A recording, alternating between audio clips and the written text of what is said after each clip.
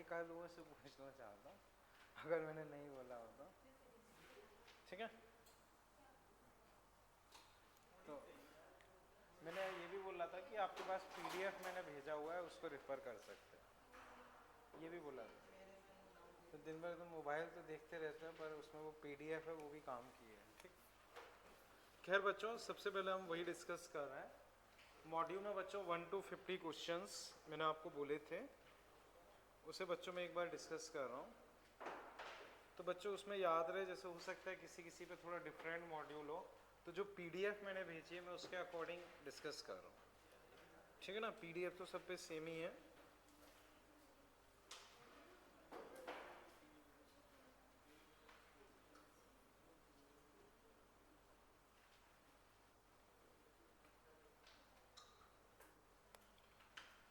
तो बच्चों अब मैं डिस्कस कर रहा हूँ, स्टार्टिंग से बच्चों मैं क्वेश्चंस बोल रहा हूँ।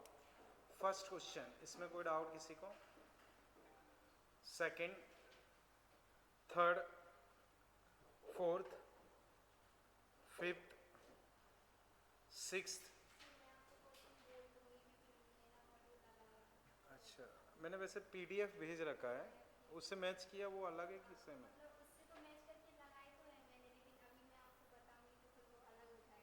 अच्छा अच्छा, चलो खैर कोई नहीं, आप मुझे बता देना, या फिर देखो जो क्वेश्चंस हैं उनको तो देख ही लेना, और बाकी अगर रहे तो मुझसे भी क्लास के बाद पूछ लेना, ठीक है।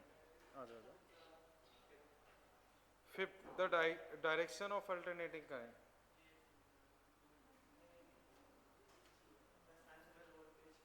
देखो वो फिर मुझसे एक बार अलग से डिस्कस कर लेना। देखो मैंने, हाँ okay. Seventh, the sinusoidal voltage changes from 0 to maximum 100, the voltage when phase angle. देखो sinusoidal voltage changes from 0 to maximum value of 100, phase angle 30, तो मैक्सिमम 100 दिया है, तो आंसर क्या होगा? 100 साइन 30 यानी कि 50। ठीक है, ओके। सिक्स्थ, हाँ बोलो। देखो नॉर्मली अपना होता है v equal to v nought sine omega t. अब इन्होंने बोला है कि ये फेज कितना है? 30, समझ गए? ओके बच्चों, eighth sorry 6, 7, 8, 9, 10, 10, sinusoidal peak potential 200 frequency represented by equation. तो देखो 50 हर्ट्ज फ्रीक्वेंसी चाहिए और पीक 200 चाहिए, तो फर्स्ट और सेकंड देखो उसमें पीक 200 है, तो उनमें से आंसर होगा। अब फ्रीक्वेंसी हमें 50 चाहिए, तो ओमेगा होगा 2 पाई 50, 100 पाई यानी कि 314, तो 314 अपना सेकंड में है, तो answer second. Up to 10 clear है बच्चों? अब 11, 12, 13, 14। देखो मैं क्लियरली बोल रहा हूँ कि जो पीडीएफ मैंने बुझा है वो रेफर कर सकते हो, वरना अगर बचता है कोई क्वेश्चन तो मुझसे क्लास के बाद अभी पूछ के। फर्स्ट में 10 तक ही है, तो उसमें आगे पीछे देखो कहीं पेज लगे होंगे, वरना वो अलग से जेरोक्स मिल जाएगी। वरना मैं बार बार बोल रहा हूँ, अगर मान लो इसमें 10 तक है, कोई नहीं, तो तुमने घर पे भी जब सॉल्व किए होंगे तो 10 ही होंगे। नहीं नहीं, पहले मुझे बताओ, घर पे सॉल्व किए होंगे तो 10 ही होंगे ना, तब तो ज़्यादा नहीं होंगे, तो तुमने पीडीएफ से ही किया होगा, तो फिर तुमने घर पे कैसे सॉल्व किया बताओ? चलो अभी छोड़ो, खैर जो मैं वो सब मैं समझ गया। अब बच्चों इस चीज़ को छोड़ो, मैं जो उपाय बता रहा हूँ वो समझो, उसे एक बार में अच्छे से समझो। पीडीएफ जो मैं भेज रहा हूँ उसके अकॉर्डिंग क्वेश्चन नंबर है, बाकी मैं ये करूँगा जैसे तुम्हारा प्रिंट गड़बड़ है मुझे बता देना, मैं उसका एक अलग से प्रिंट दे दूँगा। बाकी जैसे मैंने पहले तुम लोगों को एक सीट प्रोवाइड की है जिसमें क्वेश्चन नंबर का रेफरेंस रहता है, वो एक और दे दूँगा। हाँ, तुम्हारे ग्रुप में शायद नहीं भेजी होगी। हाँ तो मुझे बताओ, मैं भेज दूंगा, उसमें क्या है, उस चीज़ का बोलो तो सही, ठीक है। ओके अब बच्चों वापस समझो, 11th, 12th, 13, 14, 15, 16, 17, 18, 19, 20, 21, 22. देखो, phase difference between the current and electromotive force in AC is pi by 4. pi by 4 मतलब बच्चों 45 का फेज है. if frequency ये है, then time difference corresponding to this phase difference. तो टाइम डिफरेंस निकालना है. तो याद करो बच्चों, distance equal to speed into time. तो मैंने बताया था एंगल होता है एंगुलर स्पीड इनटू टाइम. अब एंगल कितना है पाई बाई 4, ओमेगा 2 पाई 50, शायद 50 है ना, हाँ. टाइम पाई पाई कट गए तो ये 100, तो टाइम आ गया 1/400. समझ गए ना. देखो, उस फेज डिफरेंस के करस्पॉन्डिंग टाइम डिफरेंस पूछा है. तो मैंने बताया था जैसे distance speed into time, angle angular speed into time. ठीक है ना. ओके, ये था बच्चों अपने पास कौन सा 23. इसमें कोई doubt? 23. An alternating voltage source connected AC whose maximum ये है. द वैल्यू ऑफ, देखो बहुत सिंपल सा है, V equal to V0 sine omega t. Maximum कितना है 170 और एंगल 45 है. साइन 45 1/√2 यानी कि 1. ठीक है ना. अभी ये क्लियर है. ठीक है, आगे चलते हैं. हाँ बोलो, कोई डाउट? बस आंसर आ जाएगा. ठीक है. ओके, 24. इसमें डाउट है? इसमें बच्चों मैंने दिया था, बताया था कि स्केल नॉन लीनियर होती है, कंटिन्यूसली बढ़ती जाती है. तो पहला देखोगे तो वो इक्वली स्पेस्ड है, वो गलत है. दूसरे में कंटिन्यूसली बढ़ती जा रही है, तो वही अपना सही हो जाएगा. मैंने आप लोगों को मेजरमेंट ऑफ AC के टाइम पे बताया था कि स्केल नॉन लीनियर होती है, कंटिन्यूसली बढ़ती जाती है. ठीक है. हाँ हाँ. 25, 26, 27, 28, 29, 30, 31, 32, 33, 34, 35, 36, 37, 37. ओके, इसे बच्चों मैं डिस्कस कर रहा हूँ. इसे देखो, figure shows current as a function of time. ठीक है. Average value of this. तो बच्चों इस फंक्शन को अगर तुम देखोगे, इस फंक्शन को अगर तुम देखोगे तो बच्चों याद करो, हम लोगों ने पढ़ा है average value over positive half cycle. याद है बच्चों? तो पॉजिटिव हाफ साइकिल बच्चों ये होता है. इसमें याद करो एवरेज क्या आया था 2I0/π. तो फंक्शन वैसा ही है. अब इसमें ये नीचे का ना होके ये चीज बार बार रिपीट हो रही है. तो बच्चों average value over half cycle, average value over half cycle वही चीज है. तो बच्चों वही चीज है तो आंसर वही आएगा, वही आंसर आएगा. तो वहां आंसर क्या होता था 2I0/π. तो यहां भी आंसर क्या हो जाएगा 2I0/π, क्योंकि सारे हाफ साइकिल्स ही हैं. हाँ बोलो. देखो जैसे याद करो, मैंने पहले भी समझाया था, अगर फंक्शन एक जैसा है तो चीजें वही रहेंगी. जैसे ध्यान से समझना, मान लो 4 स्टूडेंट्स, हर एक के मार्क्स 20-20 हैं. मान लो मैं 2 स्टूडेंट का एवरेज निकालता हूँ, तो 20 + 20 अपॉन 2 20. अगर मैं चारों को कंबाइन कर लूँ तो 20 20 20 20 80 नंबर डिवाइड बाई 4 फिर 20. अगर मैं 6 स्टूडेंट कंबाइन कर लेता हूँ और एक ही जैसा फंक्शन, तो एवरेज वही आएगा. तो मैं इस फंक्शन का एवरेज निकालूं या इन दोनों को कंबाइन करके निकालूं या इन 3 को निकालूं, वो फर्क नहीं पड़ेगा, वो एक ही चीज आएगी. ठीक है ना. तो देखो अगर पॉजिटिव हाफ में निकालते तो फिर भी वही आता, कंबाइन निकालते तो 0 आता, कंबाइन निकालते तो प्लस माइनस कट के 0 हो जाता, फिर 0 हो जाता. ओके, 38. इसमें कोई डाउट? 39, 40, 41, 42, 43, 44, 45, 46, 47, 48, 49, 50, ठीक है। तो बच्चों अप टू 50 मैंने बोला था, ठीक है, 50 में डाउट है, ठीक है।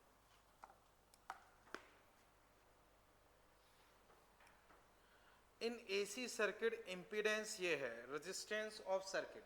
बच्चों ये कई बार लिखने का तरीका होता है, जैसे मान लो मैंने लिखा 6 एट एंगल 20, तो इसका मतलब ये माना जाता है कि 6 वेक्टर 20 एंगल पे। अगर मैंने लिखा 26 एट एंगल 30, तो इसका मतलब होता है 26 एट एंगल 30। बस एक लिखने का तरीका, वेक्टर में भी कई बार ऐसे यूज कर लेते हैं और जनरल भी यूज कर लेते हैं। तो अब समझो, ये 100 है, एंगल 30, तो रेजिस्टेंस क्या होता है इसका, ये वाला कंपोनेंट जो Z, देखो रेजिस्टेंस और उसका नेट Z होता है, तो रेजिस्टेंस होता है इसका ये वाला कंपोनेंट। तो 100 cos 30, cos 30 √3/2 यानी कि 50√3, तो रेजिस्टेंस एक तरीके से क्या माना जाएगा, 50√3। समझ गए ना? ओके बच्चों, अभी यहां तक कोई दिक्कत? ठीक है। अब बच्चों जो मैंने एक पेपर सीट दी थी उसे मैं डिस्कस कर रहा हूं, उस पर फोकस करें।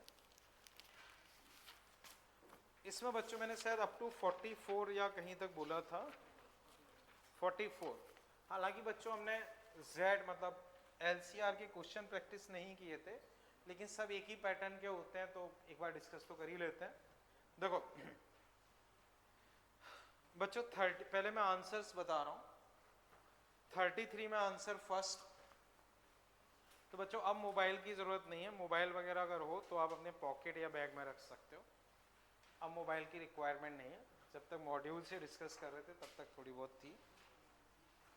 Okay 34 answer fourth, 35 answer second, 36 answer second, 37 answer first, 38 answer fourth, 39 second, 40 first, 41 first, 42 first, 43 fourth, 44 third. यहां तक क्लियर है बच्चों? अब बच्चों मैं डाउट डिस्कस कर रहा हूं, तो वो देखो आंसर्स मैंने बच्चों बोल दिए। क्वेश्चन नंबर 33, इसमें किसी को डाउट? 33, 34, इसमें डाउट बच्चों? देखो बच्चों तीन चीजें तुम्हें दी हैं और पूछा है नेट इम्पीडेंस। तो बच्चों सबसे पहले अगर मैं कैपेसिटेंस का, ये पाई लिखा है ना, ठीक है, कैपेसिटेंस का निकालूंगा तो 1/, बच्चों 50 हर्ट्ज फ्रीक्वेंसी है तो ओमेगा 100 पाई उस, हाँ क्या चीज, हाँ इंडक्टर का, ओके ओके ठीक है, खैर कोई नहीं, तीनों का दिया है। इसका लिखोगे तो 10⁻³ और माइक्रो है, पाई पाई कट गए 1, कोई दिक्कत? अब XL लिखता हूं तो 1 ओमेगा L, तो ओमेगा 100 पाई और L बच्चों 50/π, 10⁻³ चेक करता हूं, पाई पाई कटे, हाँ सही बोल रहे हो, 10 आएगा, 10 आएगा, ठीक है। पाई पाई कट गए, 5005, ये कितना आया 5, ठीक है। अब रेजिस्टेंस तो हमें 10 दे ही रखा है, तो अब देखो रेजिस्टेंस इधर 10,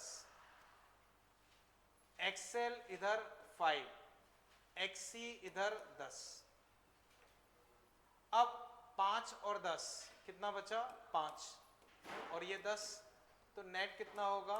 5√5। बताओ कोई दिक्कत? ठीक है, वापस बोलो, क्या कह रहे हो? फ्रीक्वेंसी देखो 2πf 2π50 कितना हो गया? तो मैंने सीधा ओमेगा यूज कर लिया, ठीक है ना, 1/ωc या ओमेगा L, और ओमेगा कितना हो गया? 100 पाई। हाँ करण बोलो क्या कह रहे हैं? ठीक है, बोलो दिक्कत हो। हाँ तुम बोलो। Farad, micro farad. हाँ वो गलत लिख गया है बच्चों, उसे करेक्ट कर लो। जो इंडक्टर वाला है उसमें MF लिखा है ना, उसको MH कर लो, मिली हेनरी होगा, वो गलत लिखा है, समझ गए ना, वो गलत लिखा है। इंडक्टर में MF लिखा है, वो MF की जगह MH होना चाहिए, ठीक है बच्चों। 35 इसमें कोई डाउट? 36 इसमें कोई डाउट? 37, 38, 39, 40 है। देखो, the percentage increase in the impedance of an AC circuit when it's power factor changes from this to this. Resistance को कांस्टेंट लेके चलना है, रेजिस्टेंस को कांस्टेंट लेके चलना है, ठीक है भाई। तो अब समझो बच्चों, देखो रेजिस्टेंस तुम्हारा फिक्स है, Z ये रहा, तो पावर फैक्टर बच्चों क्या होता है? R/Z। तो पहले केस में 0.86 से 0.5 हो रहा है, तो पहले केस में 0.86 R/Z। दूसरे केस में बच्चों ये R और इसे Z' मान लो, और ये कुछ phi' मान लो। तो अब पावर फैक्टर cos phi' तुम्हें कितना दिया है? 0.5 R/Z', ठीक है। तो अब बच्चों समझो, Z' यहां से कितना आ गया? 2R, और Z यहां से देखोगे तो R/0.86, R/0.86 करोगे तो वो चेक करते हैं कितना आएगा, 1/0.866 बच्चों 1.15। तो बच्चों फिर वापस समझो, पावर फैक्टर होता है R/Z। तो पहले ये था तो उससे Z इतना निकल के आया। दूसरे केस में बच्चों पावर फैक्टर 0.5 हो गया, R उतना ही रखा है, तो Z' 2R आया। ये समझ में आया बच्चों? अब बच्चों हमसे पूछा है कि कितना परसेंट इंक्रीज किया, तो बच्चों 1.15 से 2R हो गया, 1.15 से 2R हो गया। बताओ कितना बड़ा? 1.15 से 2R हो गया, कितना इंक्रीज किया? 0.85। कितना इंक्रीज किया? 0.85। और पहले कितना था? 1.15 इंटू 100, परसेंटेज ऐसे ही निकालते। R बच्चों कट गए। अब इसको वापस कैलसी से अगर हम सॉल्व करें, 85 डिवाइडेड बाई 1.15, तो बच्चों लगभग 73.9 या 74% बोल सकते हैं। तो लगभग 74% बोल सकते हैं। अब ऑप्शन बच्चों अगर देखें तो एक मोस्ट अप्रोप्रिएट आंसर हम फर्स्ट बोल सकते हैं। एक मोस्ट अप्रोप्रिएट आंसर हम क्या बोल सकते हैं? फर्स्ट। हाँ अब बच्चों एक बार पूरा देखो, जहां दिक्कत लग रही है वो पूछो। हाँ वो ठीक है, फॉर्मूला कौन सा लगाया मुझे बताओ।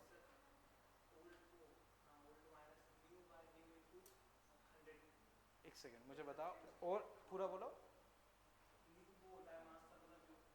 जो तुमने फॉर्मूला बोला वो मुझे बोलो, मैं लिख रहा हूँ। तो यही मैंने किया है, उसमें क्या है देखो न, वो ठीक है, मेरी बात सुनो। न्यू क्या है? 2R। ओल्ड क्या है? 1.15R upon old 1.15R into 100। इसमें से ये गया कितना बचा? 0.85, वही मैंने किया, ठीक है। हाँ बोलो। हाँ अगर वो पता हो तो अच्छी बात है, सही है, आगे बोलो। ठीक है,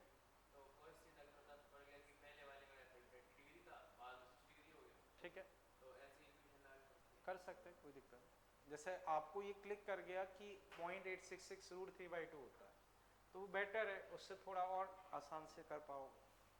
सही है, कोई दिक्कत नहीं। और बोलो कोई दिक्कत हो बच्चों, समझ गए ना? ठीक है बच्चों, फिर देखते हैं 41, इसमें कोई दिक्कत?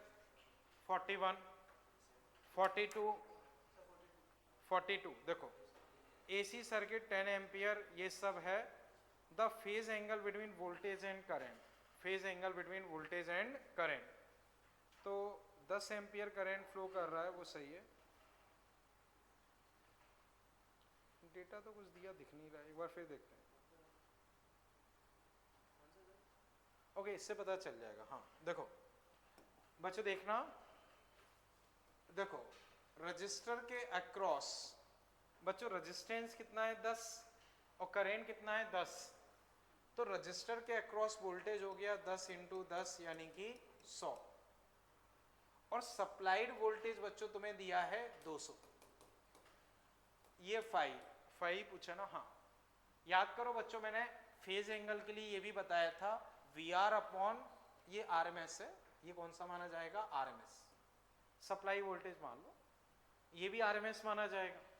तो cos फाई बच्चों तुम क्या लिख सकते हो, 100/200 1/2 60 डिग्री। बच्चों फिर समझो, सप्लाई वोल्टेज क्या है 200 और कुछ मेंशन नहीं है तो वो क्या मानेंगे आरएमएस। करेंट कितना है 10, कुछ मेंशन नहीं है तो क्या मानोगे आरएमएस। तो रजिस्टर के अक्रॉस आरएमएस वोल्टेज कितना माना जाएगा 100, और मैंने बताया था कि हम फेज इससे भी निकाल सकते हैं, रजिस्टर के across voltage upon supply voltage. Answer बोलो, कहीं दिक्कत हो। ओके 43, इसमें कोई डाउट बच्चों? 43 44 इसमें डाउट है? देखो बच्चों ध्यान से देखो बच्चों, जो वोल्टेज है उसका एंगल क्या दिख रहा है? बोलो बच्चों, वोल्टेज का एंगल क्या दिख रहा है? ओमेगा टी प्लस 5, और करेंट का ओमेगा टी प्लस 5 प्लस π/4। अब बच्चों फंक्शन देखो, साइन है, माइनस माइनस का भी कोई रट्टा नहीं है, सब ठीक है, कहीं कोई दिक्कत नहीं। कहीं कोई दिक्कत नहीं तो हम बोल सकते हैं कि करंट आगे है। कितना आगे है? 45। तो करंट 45 आगे है, करंट आगे है तो वोल्टेज कहाँ हुआ? पीछे। करंट आगे मतलब वोल्टेज पीछे। अब याद करो बच्चों, वोल्टेज पीछे किस में होता था? कैपेसिटर। तो बच्चों प्योर कैपेसिटर होता तो 90 पीछे होता, बट इसमें कैपेसिटर के साथ साथ कुछ रेजिस्टेंस होना चाहिए, क्योंकि वोल्टेज पीछे है। वोल्टेज पीछे केवल कैपेसिटर वाले में होता है, और कुछ पीछे, कुछ पीछे का मतलब कैपेसिटर के साथ साथ रेजिस्टेंस होना चाहिए। तो कैपेसिटर के साथ साथ रेजिस्टेंस होना चाहिए, एक चीज तो ये हो गई। दूसरा बच्चों, हो सकता है कि कैपेसिटर हो, इंडक्टर हो, रजिस्टर हो, लेकिन ये ज्यादा हो, जैसे मान लो ये 10 है, ये 5 है, ये 5 है, तो 10 5 कितना बचा? 5, ये 5, तो नेट इधर आ गया, तब भी हो जाएगा। तो बच्चों तीनों के होने पे भी हो सकता है, अगर ये ज्यादा हो या ये दो हो तो भी हो सकता है। समझ गए बच्चों? अब हम ऑप्शन देखते हैं। ऑप्शन बच्चों अगर देखें, ओनली कैपेसिटर, सॉरी बच्चों, तो ओनली कैपेसिटर में बच्चों 90 डिग्री आएगा तो दिक्कत है। इंडक्टर एंड रजिस्टर, तो इंडक्टर के केस में बच्चों वो पीछे नहीं हो पाएगा, वो गलत होगा। आइदर कैपेसिटर रजिस्टर हो सकता है, कोई दिक्कत नहीं है, and inductor, either capacitor register and inductor और ओनली कैपेसिटर रजिस्टर। तो इनका कहने का मतलब ये कि तीनों है या कैपेसिटर रजिस्टर है तो भी हो जाएगा, कोई दिक्कत नहीं है। Fourth only register, only register में 0 डिग्री होगा तो वो भी नहीं होगा। तो आंसर बच्चों अपने पास क्या हो जाएगा? थर्ड। अब बच्चों मुझे एक बार फिर बताओ, जो ये पेपर सीट है इसमें कहीं कोई दिक्कत लग रही हो? पूछो, पेपर सीट में कहीं कोई दिक्कत हो? चलें बच्चों आगे।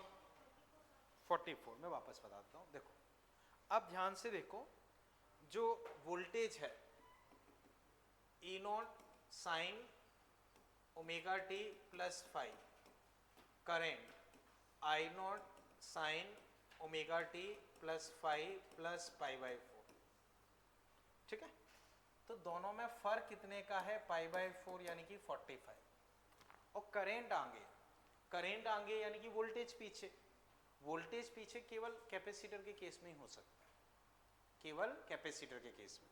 अब पहला ऑप्शन देखो, ओनली कैपेसिटर, तो ओनली कैपेसिटर में तो 90 डिग्री पीछे हो जाएगा, जबकि हमें 45 चाहिए, तो ये गलत। अब नेक्स्ट देखो, सेकंड इंडक्टर एंड रजिस्टर, तो इंडक्टर में तो वोल्टेज आगे हो जाता है, तो ये भी गलत है। लास्ट देखो रजिस्टर, इसमें तो 0 डिग्री होता है, ये भी गलत। अब मान लो आर और सी हो तो उस केस में पीछे आ जाता है, तो वो सही है। और तीनों अगर हों और ये ज्यादा हो तो भी इसका इफेक्ट आएगा, तो भी हो जाएगा। तो या तो तीनों हो तो हो जाएगा, या सी और आर दोनों हो तो हो जाएगा। अभी क्लियर है बच्चों? मुझे फिर बताओ, जो पेपर शीट मैंने आपको दी थी उसमें अभी कोई दिक्कत? तो रजिस्टर और कैपेसिटर वाला तो इसमें भी है,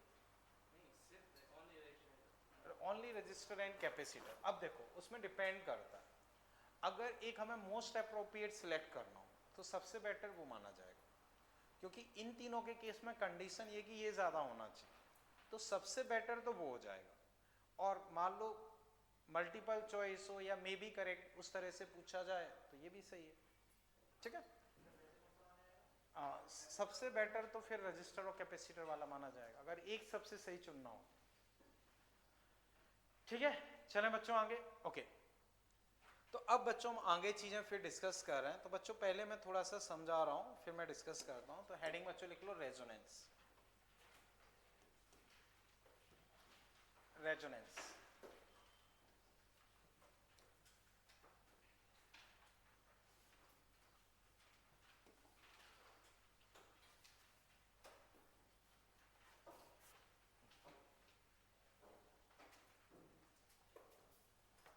ठीक है।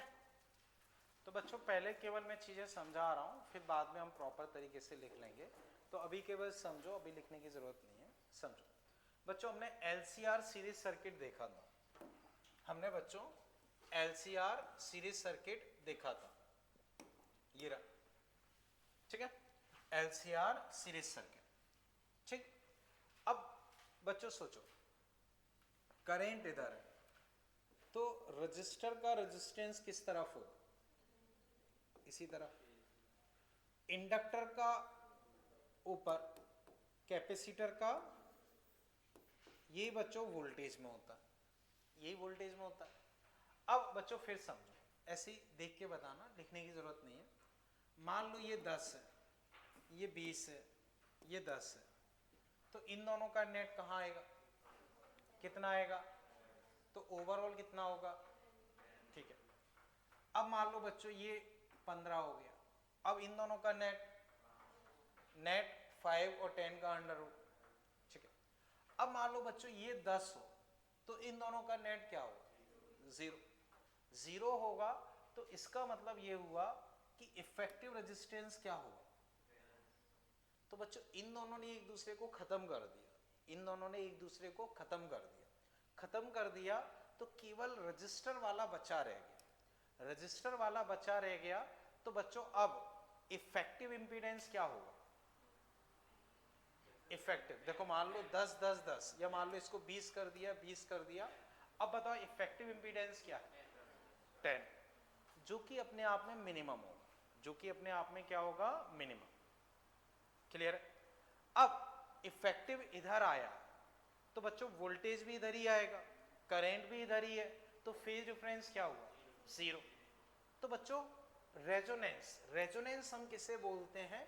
जब ये दोनों बराबर हो जाए, ये दोनों बराबर हो जाए, ये दोनों बराबर हो जाए तो ये एक दूसरे को खत्म कर देते हैं, एक दूसरे को खत्म कर देते हैं, तो इफेक्टिव इंपीडेंस क्या हो जाता है? इसी के बराबर।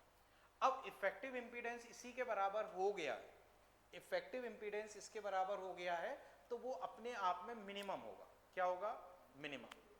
सर्किट एक प्योर रेजिस्टिव सर्किट की तरह से बिहेव करेगा, क्योंकि इन दोनों ने तो एक दूसरे को खत्म कर दिया, तो ये किस तरह से बिहेव करेगा? Pure resistive circuit. बच्चों बताओ फेज डिफरेंस क्या होगा?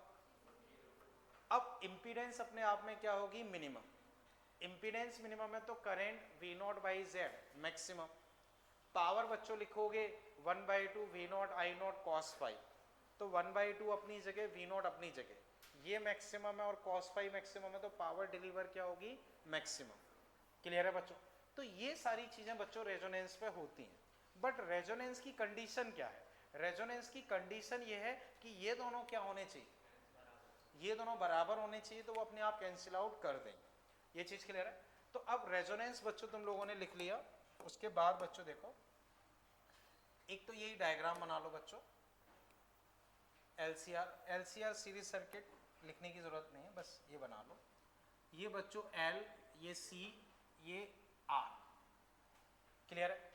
और ये वोल्टेज बच्चों मान लो मैंने V लिख दिया, तो अभी बच्चों ये वोल्टेज कौन से माने जाएंगे? RMS। बाकी पीक होगा तो भी हम वही सब कर सकते हैं, वो कोई नई चीज़ नहीं। ठीक है बच्चों, अब फिर समझते हैं। बच्चों देखो, यहाँ अपना रेजिस्टेंस, यहाँ अपना इंडक्टर वाला, यहाँ अपना कैपेसिटर वाला।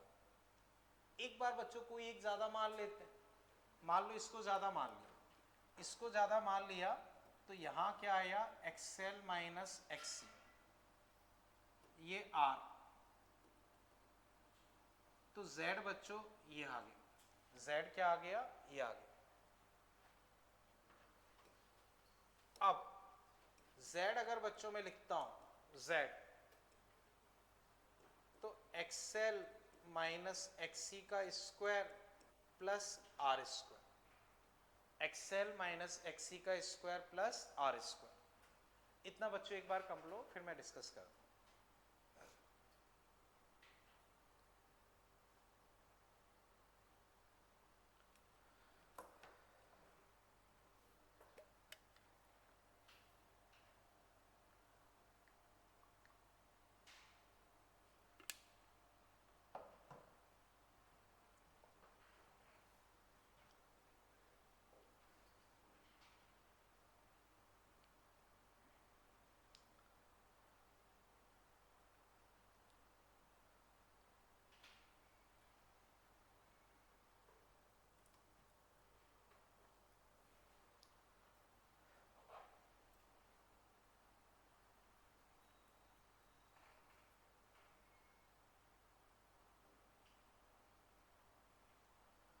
ठीक है बच्चों,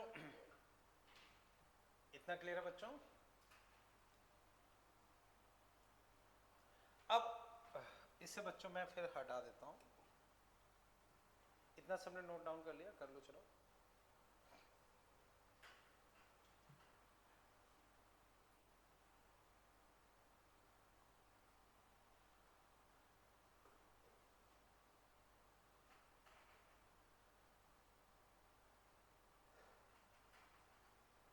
बच्चों इतना कर लिया ना? ठीक है। अब बच्चों ध्यान से देखो, इंपीडेंस अपने पास ये निकल के आई, ये निकल के आई।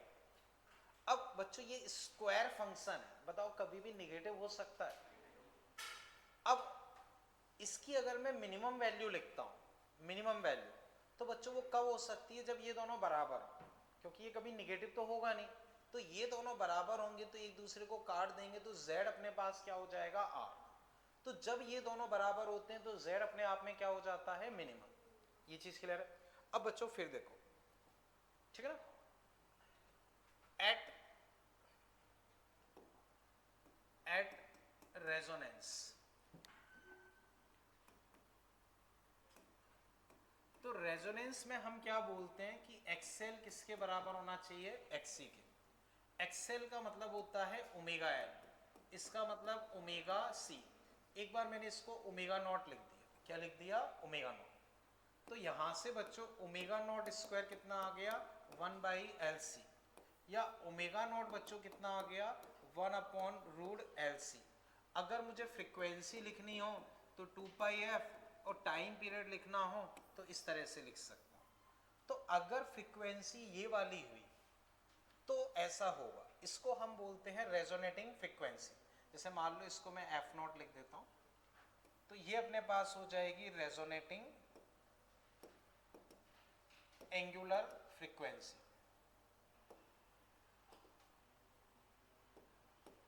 एक बार बच्चों इतना कंप्लीट कर लो, फिर मैं आगे डिस्कस करूं। रेजोनेटिंग एंगुलर फ्रीक्वेंसी,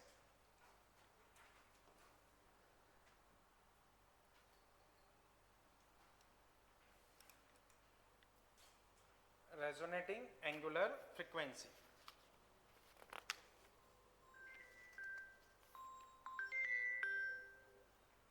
हेलो, हाँ हाँ बोलें।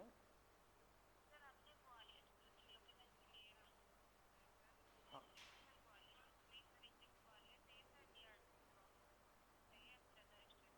हाँ, आप मुझे डिटेल भेज देना, मैं बात करता हूँ, अभी तो मैं बिजी हूँ क्लास में, ठीक, या मैं आपको कॉल कर लूँगा, ठीक ठीक।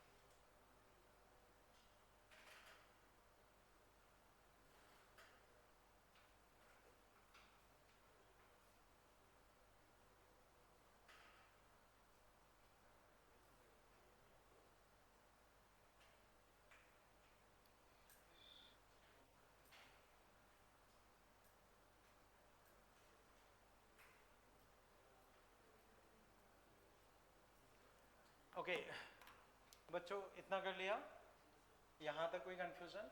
ठीक, फिर देखते हैं बच्चों। तो रेजोनेटिंग फ्रीक्वेंसी पे बच्चों ये चीज होगी, ये चीज क्लियर है ना? ठीक है, अब बच्चों समझो, ध्यान से समझना। देखो अभी मैं समझा रहा हूँ, फिर आपको लिखवा दूंगा, ठीक? जैसे बच्चों लिखना नहीं है, केवल समझना है। एक्सेल होता है 2 पाई, या ओमेगा के टर्म्स में मैं लिखूं तो ओमेगा एल, ठीक है? एक्स सी होता है 1 बाई ओमेगा सी। एक बार मैंने बच्चों मान लिया कि c है अपने पास, मान लो 10 की पावर -4, ये है 100। तो बच्चों बताओ, या चलो इसको छोड़ो, इसको समझना। 1 बाई ओमेगा सी, मान लो बच्चों रेजोनेटिंग फ्रीक्वेंसी 100 है। रेजोनेटिंग फ्रीक्वेंसी क्या है? 100। यहां तक कोई दिक्कत? अब बच्चों मुझे बताओ, जब एग्जैक्ट 100 फ्रीक्वेंसी होगी, जब एग्जैक्ट 100 फ्रीक्वेंसी होगी, तो इन दोनों में से कौन बड़ा होगा? दोनों बराबर होंगे। दोनों बराबर होंगे तो उस चीज को हम क्या बोलते हैं? रेजोनेंस। और उसमें ये दोनों एक दूसरे को खत्म कर देंगे, सर्किट कैसा हो जाएगा? Pure resistive circuit. Pure resistive circuit, ये क्लियर है? अब मान लो बच्चों फ्रीक्वेंसी 100 की जगह 100 तो पे तो दोनों बराबर है, मान लो 120 है। रेजोनेंस का मतलब ही है कि दोनों बराबर हो। ये एक सेकंड तुम रुको ना, बोलो। ये देखो समझो, अगर मैंने रेजोनेटिंग फ्रीक्वेंसी 100 बोली, अगर मैंने रेजोनेटिंग फ्रीक्वेंसी 100 बोली, तो रेजोनेटिंग फ्रीक्वेंसी का मतलब ही ये है कि इन दोनों को बराबर करके सॉल्व किया तो वो बराबर ही होंगे। रेजोनेटिंग फ्रीक्वेंसी का मतलब ही ये होता है कि दोनों बराबर करके हमने सॉल्व किया है, यानी कि ये चीज है। हाँ योगेंद्र, अब तुम बोलो, समझ गए ना? ठीक है, ये चीज क्लियर है बच्चों? अब वापस समझो, इस पे दोनों बराबर है तो दोनों एक दूसरे को काट देंगे, इसको हम क्या बोलेंगे? Pure resistive circuit. अब मान लो ये 120 है, तो 100 पे दोनों बराबर है, क्या 120 पे भी बराबर होंगे? तो इन दोनों में कौन बड़ा होगा? एक्स है, क्योंकि ये मल्टीप्लिकेशन है, तो ये बढ़ जाएगा, ये कम हो जाएगा। तो 100 पे दोनों बराबर थे, क्या 120 पे भी बराबर होंगे? तो कौन ज्यादा होगा? एक्सेल। एक्सेल ज्यादा होगा तो वो डोमिनेटिंग होगा, वो डोमिनेटिंग होगा। वो अगर डोमिनेटिंग होगा तो सर्किट किस तरह से बिहेव करेगा? Inductive circuit. इंडक्टिव सर्किट की तरह से बिहेव करेगा, उसमें इंडक्टर का डोमिनेंस ज्यादा आ जाएगा। ये अगर मान लो मैं इसको 140 करता हूं, अब किसका बिहेवियर ज्यादा होगा? इंडक्टर का। अब अगर मान लो मैं इसको 80 कर देता हूं, किसको? ओमेगा को। तो अब बताओ 100 पे तो बराबर थे, 80 पे भी बराबर होंगे, तो इन दोनों में अब कौन ज्यादा होगा? सी, क्योंकि ये कम हो गया, ये बढ़ गया, तो अब ये ज्यादा होगा, तो इसका डोमिनेंस आ जाएगा, ये ओमेगा को। हाँ दोनों के लिए ओमेगा एक ही है, तो समझ गए ना? एक ही सर्किट में ओमेगा सेम ही है। 2 मिनट रुको, तो अब अगर 100 पे बराबर थे, इसको 80 कर दिया, इसको 80 कर दिया, तो ऑब्वियसली बात है ये कम हो जाएगा, ये बढ़ जाएगा, तो अब किसका डोमिनेंस ज्यादा आ जाएगा? कैपेसिटर का। तो कंक्लूजन समझो, रेजोनेटिंग फ्रीक्वेंसी अगर 100 है, तुम्हारी ऑपरेटिंग फ्रीक्वेंसी 120, 130, 150, तो इंडक्टर का इफेक्ट ज्यादा आएगा, सर्किट इंडक्टिव सर्किट की तरह से बिहेव करेगा। इंडक्टिव सर्किट से मतलब है एलआर सर्किट, किस तरह से बिहेव करेगा? एलआर सर्किट की तरह से कुछ कुछ। यही मान लो अगर फ्रीक्वेंसी कम है, 100 है, और वो मान लो 80, 90, 50 है, तो कैपेसिटर का डोमिनेंस ज्यादा आएगा। कैपेसिटर के डोमिनेंस की वजह से सर्किट कुछ कुछ सीआर सर्किट की तरह से बिहेव करेगा या आरसी सर्किट की तरह से बिहेव करेगा। और अगर दोनों एग्जैक्टली बराबर है तो दोनों एक दूसरे को खत्म कर देंगे, सर्किट प्योर रेजिस्टिव सर्किट या रेजोनेंस पे होगा। ये चीज क्लियर है? ठीक है ना? अभी 2 मिनट रुको, चीजें और क्लियर हो जाएंगी, थोड़ा सा पेशेंस रखो। अब बच्चों वापस समझो, इसको मैं लिखवा रहा हूं, फिर वापस आपके डाउट डिस्कस करता हूं, एक बार समझो। तो आगे बच्चों अब इसमें लिखो, आगे if omega is greater than omega naught, then XL will be greater than XC, और सर्किट कैसा होगा? LR behave as LR circuit. LR circuit या हम बोल सकते हैं इंडक्टिव सर्किट। इंडक्टर का बिहेवियर होगा तो उसे इंडक्टिव सर्किट भी कई बार बोल देते हैं। ऐसे ही ओमेगा अगर इससे कम हो तो XL XC से कम होगा, तो बिहेव RC सर्किट। CKT से मेरा मतलब है सर्किट।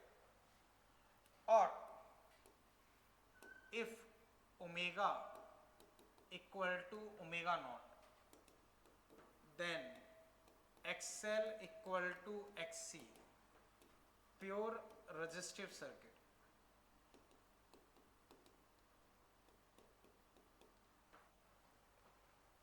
Pure resistive circuit.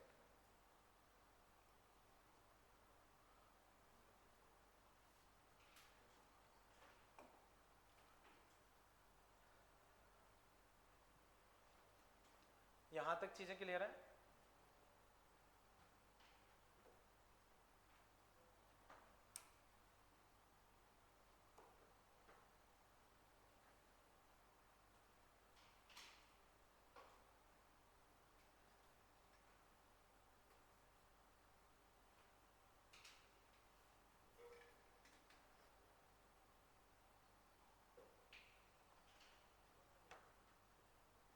इतना क्लियर है? चलें बच्चों आगे।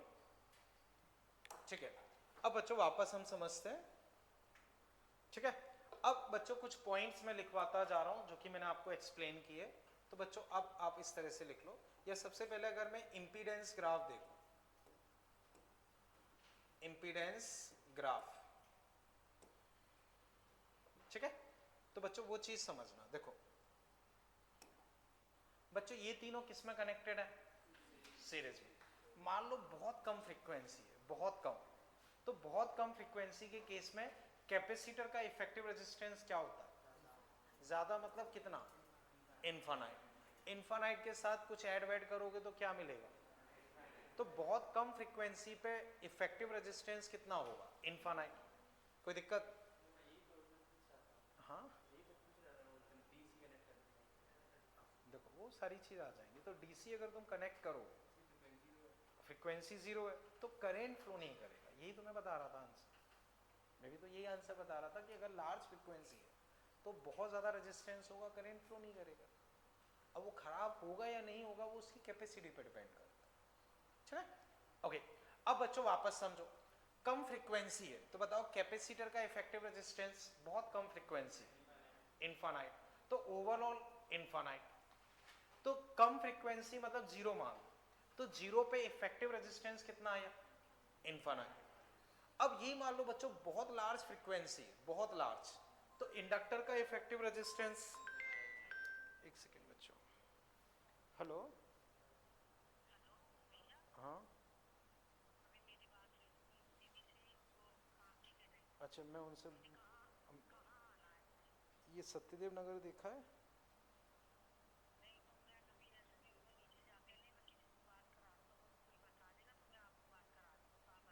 नहीं, मैं एक और नंबर से कॉल करवा रहा हूँ, आप वहाँ से बात कर लेना, ठीक? ठीक, तो वो अभी आपको खुद कॉल कर लेना, ठीक?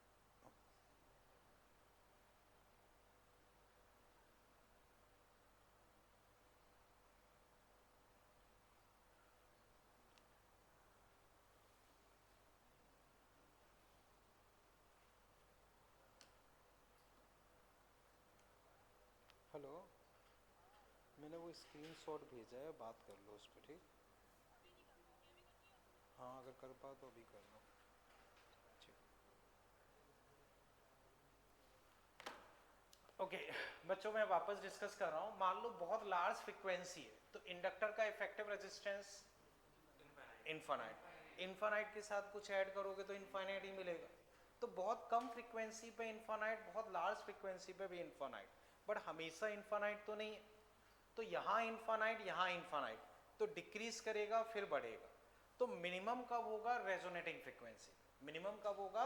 रेजोनेटिंग फ्रीक्वेंसी पे। ये समझ गए? तो बच्चों अब अगर मैं ग्राफ का पैटर्न ड्रॉ करता हूँ, ग्राफ का पैटर्न, तो अगर मैं Z के ग्राफ का पैटर्न ड्रॉ करूंगा, ओमेगा या फ्रीक्वेंसी, वो एक ही बात है, ओमेगा या फ्रीक्वेंसी, उसके साथ ग्राफ का पैटर्न ड्रॉ करूंगा, तो जीरो फ्रीक्वेंसी पे ये इनफाइनाइट, जीरो फ्रीक्वेंसी पे ये इनफाइनाइट, लार्ज फ्रीक्वेंसी पे भी इनफाइनाइट, बट हमेशा इनफाइनाइट तो नहीं है। तो कुछ इस तरह से ग्राफ बन जाए, इस तरह से हम ग्राफ बोल सकते हैं। अब जिस पर्टिकुलर फ्रीक्वेंसी पे ये मिनिमम होगा वो होगी रेजोनेटिंग फ्रीक्वेंसी, और मिनिमम वैल्यू अपने आप में क्या होगी? रजिस्टर।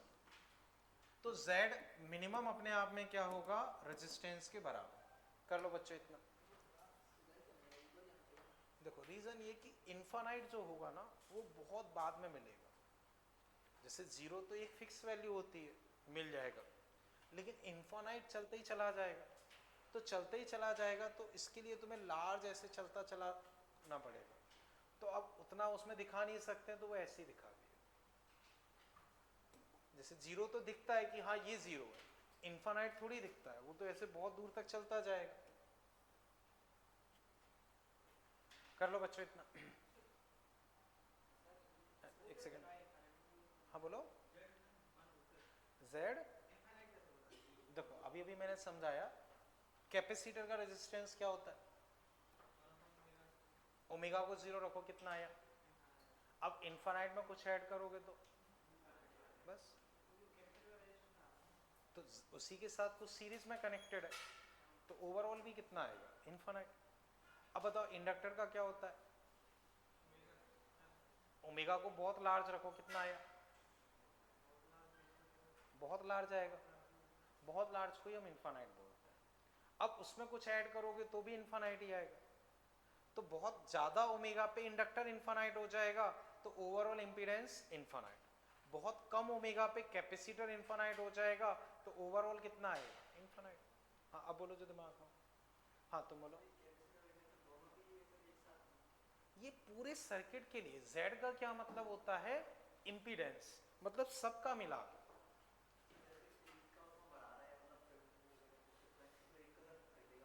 हाँ घटेगा। मान लो एक का इनफाइनाइट हो गया, एक का घट के दो तीन हो गए, अब उसे जोड़ोगे भी तो कितना होगा? इनफाइनाइट ही होगा। हाँ एक का इनफाइनाइट, एक का बहुत कम है, जोड़ोगे तो क्या आएगा? इनफाइनाइट ही आएगा।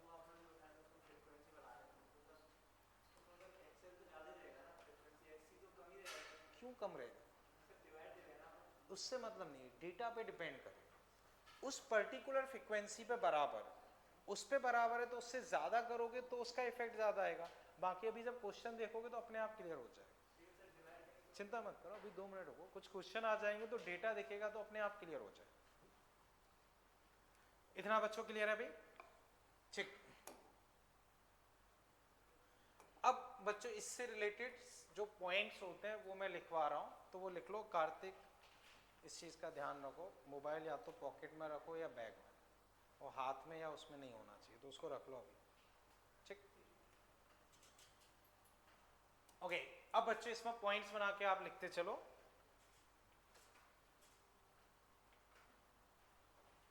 ठीक है ना, तो इस तरह से बच्चों लिख लो, at resonance, eight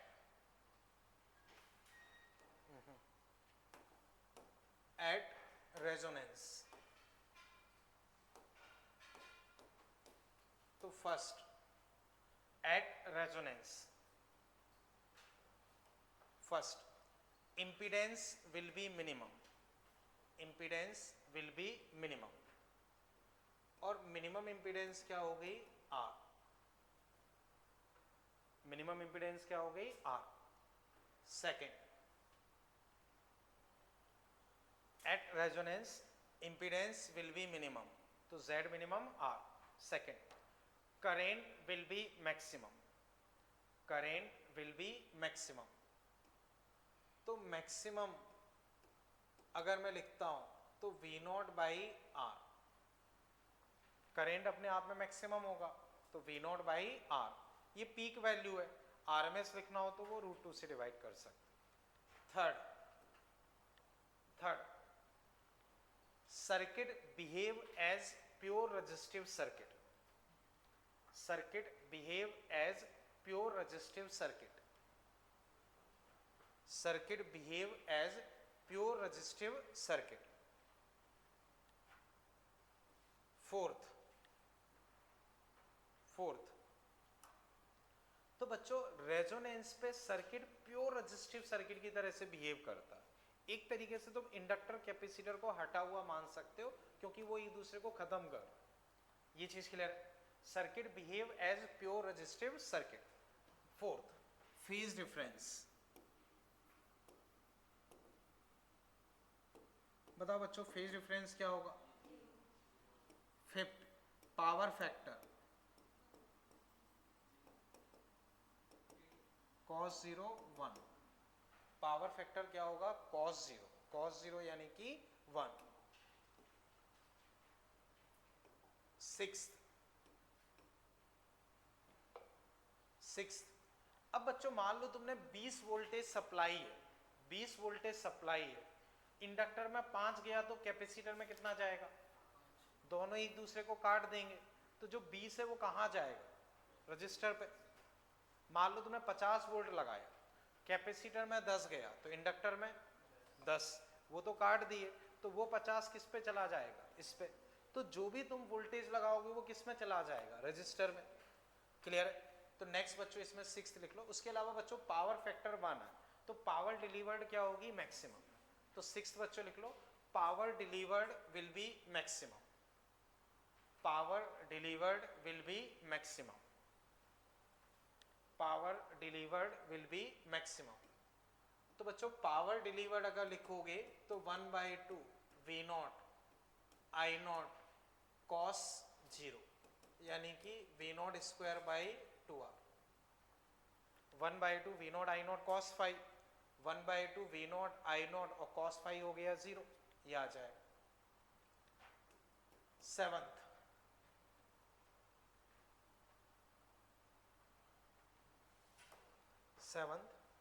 complete supply voltage, complete supply voltage, complete supply voltage will appear, complete supply voltage will appear across register, complete supply voltage appear across register। समझ गए।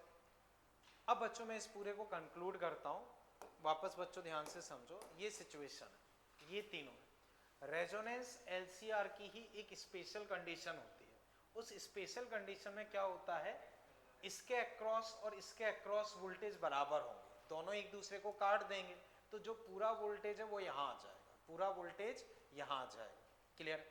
अब दोनों ने एक दूसरे को काट दिया तो इफेक्टिव क्या बचा, आर, जो कि अपने आप में मिनिमम, ये मिनिमम है तो करंट अपने आप में क्या हो गया, मैक्सिमम। अब ये अकेला बच्चा है तो एंगल कितना हो गया 0, एंगल 0 तो फेज डिफरेंस 0 तो power factor 1, power delivered maximum. Clear है? तो यही सारी चीजें बच्चों मैंने तुम्हें सिखाई हैं। अब रेजोनेंस कब होगा? जब ये दोनों बराबर हो, तो इन दोनों को बराबर किया, ये फ्रीक्वेंसी आई, तो अगर तुम्हारी फ्रीक्वेंसी ये है तो रेजोनेंस होगा। फ्रीक्वेंसी इससे ज्यादा हुई तो ये बढ़ जाएगा, तो इंडक्टर का इफेक्ट ज्यादा, कम हुई तो कैपेसिटर का इफेक्ट ज्यादा, एग्जैक्टली बराबर है तो प्योर रेजिस्टिव सर्किट। क्लियर है? चलें बच्चों आगे। करण जो तुम्हारा डाउट था वो अभी क्लियर हो जाएगा, मैं एक एग्जांपल डिस्कस कर रहा हूँ, उससे वो डाउट तुम्हारा क्लियर हो जाएगा। ये चीज क्लियर है बच्चों यहाँ तक? ठीक है। अब बच्चों एक एग्जांपल इसमें आप लिखो।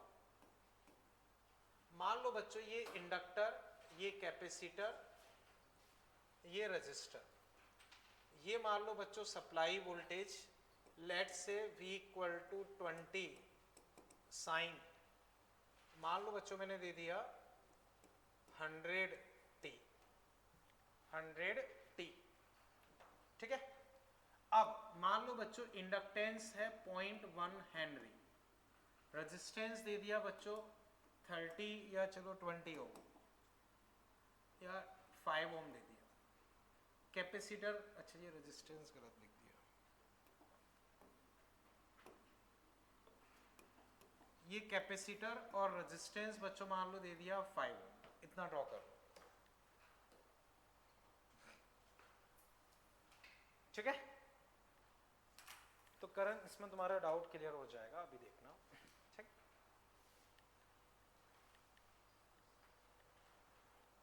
इतना ड्रॉ कर लिया बच्चों? ठीक है।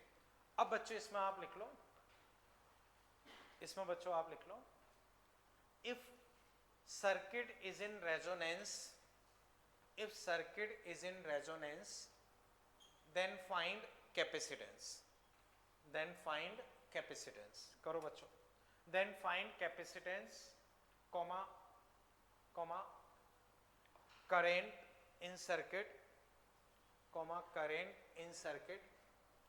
वापस रिपीट कर रहा हूं, if circuit is in resonance then find capacitance, comma current in circuit, current in circuit, comma voltage across each, voltage across each,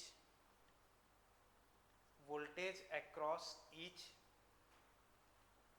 and voltage across each में RMS लिख लो, कौन सा वोल्टेज लिखना है? RMS, voltage across each वो RMS वाला, and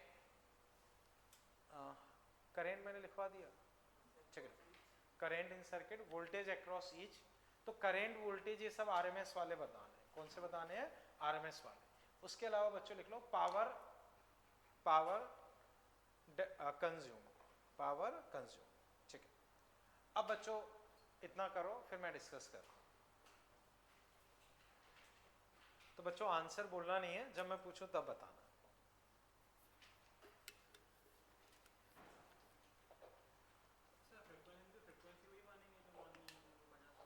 देखो frequency इसमें क्या दी है, ठीक है, करो।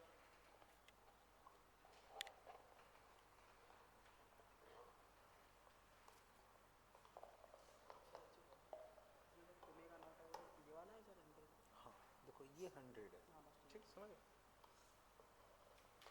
हिमानी अपना मोबाइल अंदर रख लो, हाँ राधिका तुम भी अपना मोबाइल अंदर रख लो, इस चीज़ का ध्यान रखो।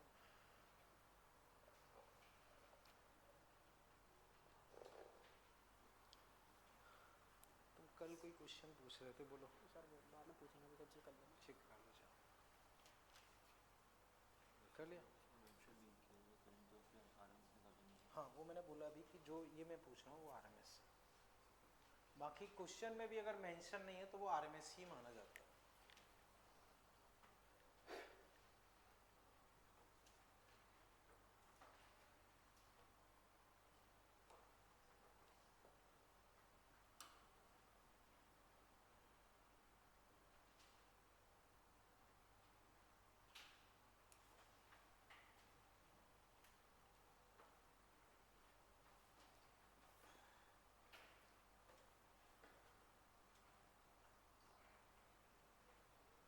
कर लिया?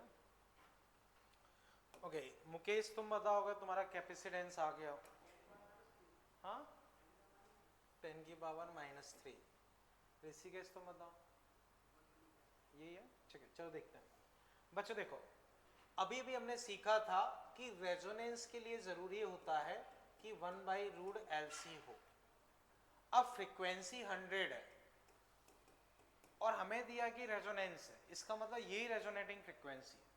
फ्रीक्वेंसी 100 है और रेजोनेंस दिया, इसका मतलब यही रेजोनेटिंग फ्रीक्वेंसी। अब L हमें दे रखा है 0.1, C का पता नहीं, स्क्वायर करते हैं तो ये हो गया 10,000, 1/0.1 C। इस 0.1 को वहां भेज दें तो 1000 = 1/C, तो C = 1/1000, 1/1000 यानी कि 10 की पावर -3। यूनिट लिखोगे तो वही फेरड। बच्चों पूरा एक बार चेक करो, इसमें कहीं कोई दिक्कत? क्लियर है? ये चीज क्लियर है? तो पहला पार्ट बच्चों हो गया। हमसे पूछा था कि अगर रेजोनेंस में है तो कैपेसिटेंस बताओ, वो पार्ट हो गया। करंट बताओ, इसमें कहीं कोई दिक्कत? अब बच्चों बाकी चीजें पूछते हैं।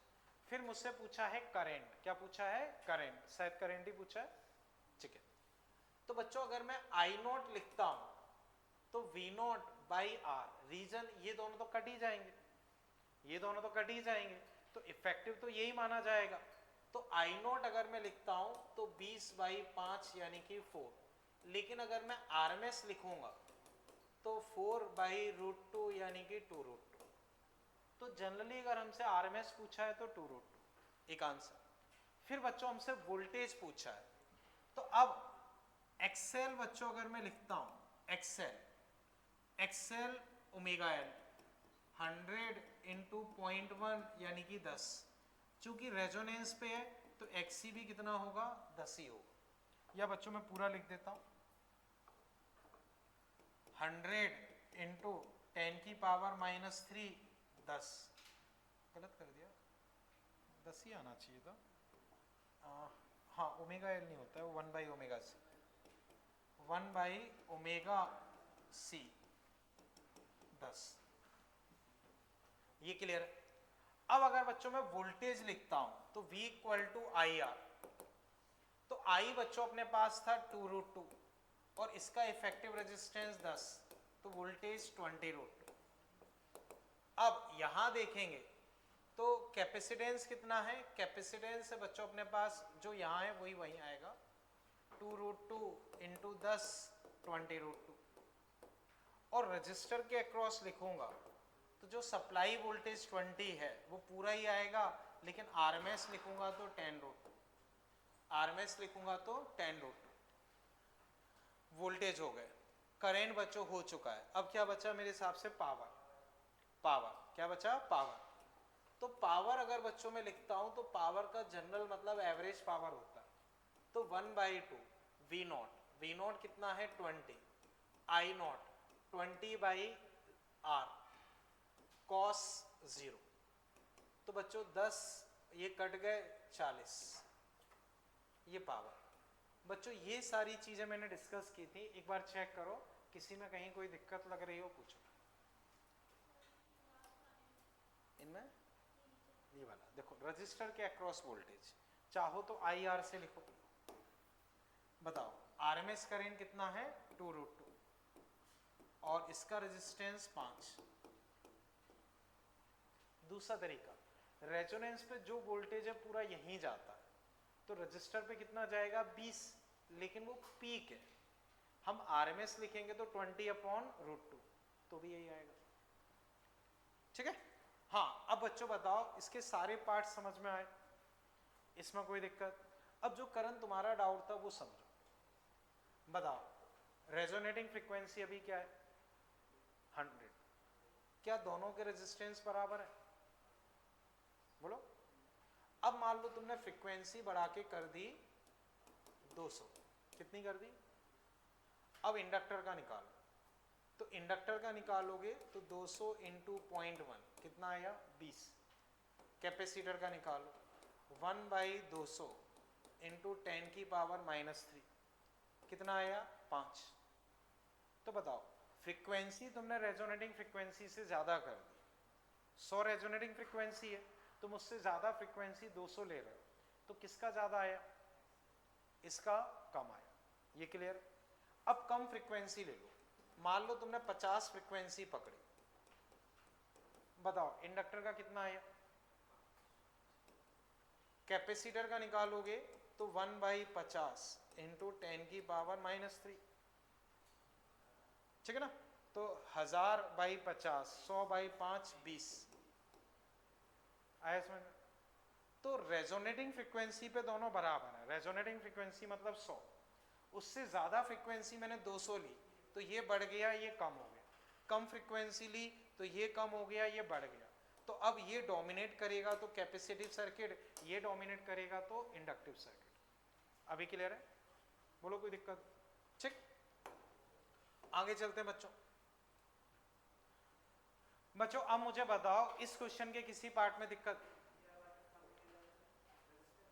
हाँ, IR, ठीक है।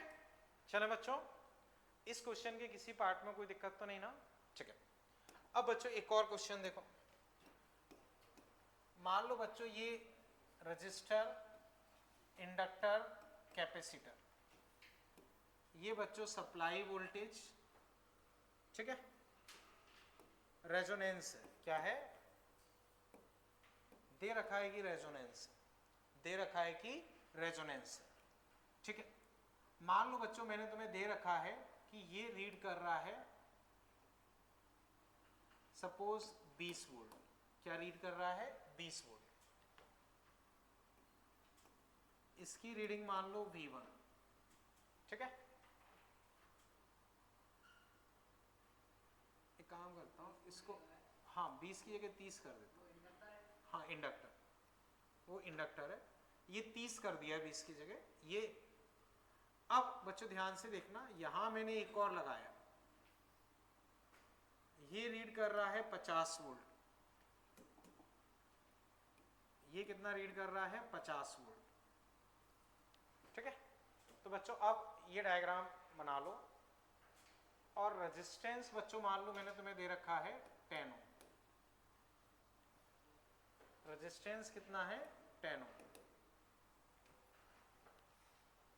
ठीक। तो बच्चों रेजोनेंस है ये दे रखा है, रेजोनेंस है ये दे रखा है, सर्किट रेजोनेंस पे है, इंडक्टर के अक्रॉस जो वोल्ट मीटर है वो 30 वोल्ट रीड कर रहा है, ये V1, ये 50 वोल्ट रीड कर रहा है, रेजिस्टेंस 10 ओम, ये सप्लाई वोल्टेज, ठीक है। ये मान लो बच्चों V, तो V है तो इस V को क्या मानेंगे? RMS, इस V को, या V1 कर देता हूं, V1 वो है तो V2 कर देता हूं, तो इसको हम क्या मानेंगे? RMS, ठीक है ना। अब बच्चों इसमें आप लिख लो find V1 V2 and reading of a meter, find V1 V2 and reading of a meter. बच्चों आंसर नहीं बोलना है, जिससे मैं पूछूं वही आंसर बताएं। तो ऋतिक तुम मुझे बताओ V1 क्या होना चाहिए? बोलो ऋतिक। V1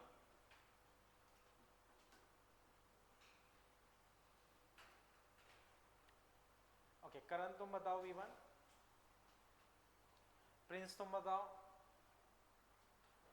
V1 20 देखते हैं, कार्तिक सॉरी मुकेश तुम बताओ V1 20 देखते हैं, हिमानी तुम बताओ, राधिका तुम, पूजा तुम, निशा, ओके, अनुष्का, गरिमा, ओके, कार्तिक तुम बताओ क्यों? ठीक है बच्चों, मैंने बताया था रेजोनेंस पे जो इंडक्टर के अक्रॉस होता है वही कैपेसिटर के अक्रॉस, तो इंडक्टर के अक्रॉस 30 है तो कैपेसिटर के अक्रॉस भी 30 ही होना चाहिए। जो ये वाला है वो इंडक्टर के अक्रॉस लगा है, ये कैपेसिटर के अक्रॉस है, तो दोनों सेम ही होते हैं, अभी अभी मैंने लिखवाया था। तो अगर वो 30 है तो V1 पक्का कितना होना चाहिए 30। तो हम गारंटी से बोल सकते हैं कि V1 कितना होगा 30। ये क्लियर है? बोलो करण कुछ कह रहा है? हाँ खत्म कर देता है। खत्म करने के लिए दोनों बराबर होने चाहिए, तभी तो खत्म कर पाएंगे। तो अगर ये 30 है तो इसको भी 30 होना पड़ेगा, तभी तो खत्म कर पाएंगे। ठीक है? क्लियर है बच्चों भैया? ठीक। अब बाकी पार्ट एक बार थोड़ा सा सोचो, फिर मैं डिस्कस करता हूँ। ठीक है ना? ये पार्ट समझ गया ना? ठीक। अब बच्चों V2 और अमीटर की रीडिंग जो बताना चाहे, और कोई? कार्तिक तुम बोलो V2 1550 देखते हैं, तुम बोलो 20 देखते हैं, तुम बोलो अरुण 20, तुम 40। करेंट ठीक है। देखो बच्चों V2 तुम्हारा आएगा 40, करेंट तुम्हारा आएगा 4। मैं डिस्कस कर रहा हूं बच्चों, समझो। बच्चों ये बताओ V1 30 होगा, उसमें कोई तकलीफ, कोई दिक्कत? वो पक्का सबको क्लियर है? अब बच्चों देखो इन दोनों को ध्यान से देखो, जो ये अमीटर वोल्ट मीटर है वो किसके अक्रॉस है? इन दोनों के बीच में। तो इन दोनों का मिला के कितना है 50। कोई दिक्कत? अब ध्यान से देखना, रजिस्टर का वोल्टेज हम लेते हैं इधर, इंडक्टर का वोल्टेज कितना है बताओ, वो लोगे इधर, और नेट वोल्टेज कितना है 50। इन दोनों का नेट वोल्टेज कितना है 50। तो बच्चों ये 30 ये 50, तो पाइथागोरस से इसको कितना होना पड़ेगा 40। पाइथागोरस से इसको क्या होना पड़ेगा 40। तो बच्चों हम बोल सकते हैं कि भाई 50 square equal to 30 square plus VR square. तो VR यहां से कितना आ गया 40। ये समझे बच्चों? ये 30 है, ओवरऑल 50 है, तो ऐसा नहीं करेंगे 30 और ये 20 मिलके 50। एंगल भी देखना पड़ता, एंगल भी देखना पड़ता। 30 और ये 40 होंगे तब जाके ये 50 आ पाएंगे। तो अब रजिस्टर मतलब रजिस्टर के अक्रॉस वोल्टेज बच्चों 40 आ गया, रजिस्टर के अक्रॉस वोल्टेज क्या आ गया 40। ये समझ पाए बच्चों? अब बच्चों अभी भी मैंने लिखवाया था, रेजोनेंस में जो सप्लाई वोल्टेज होता है वो कहाँ अपीयर होता है? रजिस्टर पे। तो रजिस्टर के अक्रॉस कितना वोल्टेज आया 40, तो सप्लाई वोल्टेज भी कितना होगा 40। तो यहां से हम बोल सकते हैं कि V2 कितना होना चाहिए 40 वोल्ट। अब V2 40 है, मुझे करंट लिखना है, करंट। तो बच्चों अब अगर मैं RMS करंट लिखता हूं तो मैंने बच्चों बताया था कि इसका इफेक्टिव इंपीडेंस क्या होता है R के बराबर है, क्योंकि वो तो काट देते हैं।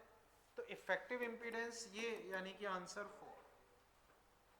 अभी बच्चों इसे समझ पाए? समझ पाए बच्चों? वोल्टेज देखो दोनों के कॉम्बिनेशन पे वोल्टेज कितना है 50।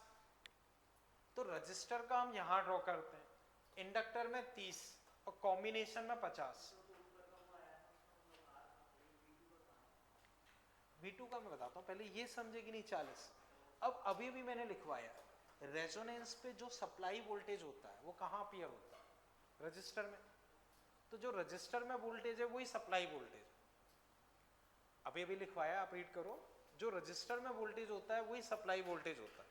तो रजिस्टर में 40 आया है तो सप्लाई भी क्या होगा 40। खत्म।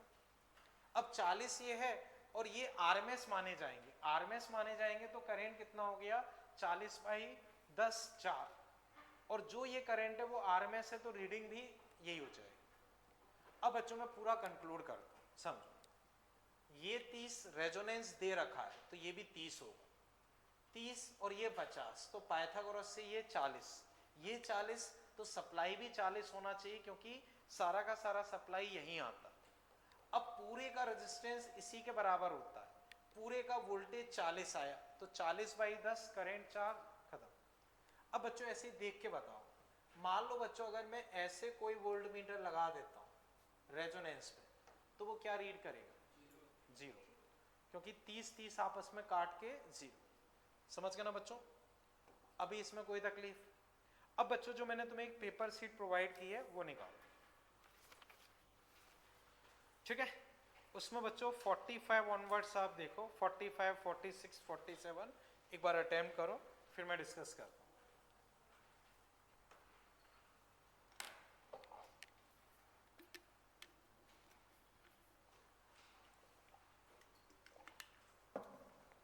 तो बच्चों इसमें अगर एलसीआर सर्किट तुम्हें आ गया तो बाकी अपने आप ही आ जाएंगे, क्योंकि एलसीआर में सब कंबाइंड रहते हैं। एलसीआर हो गया तो मतलब सारे ही आ गए।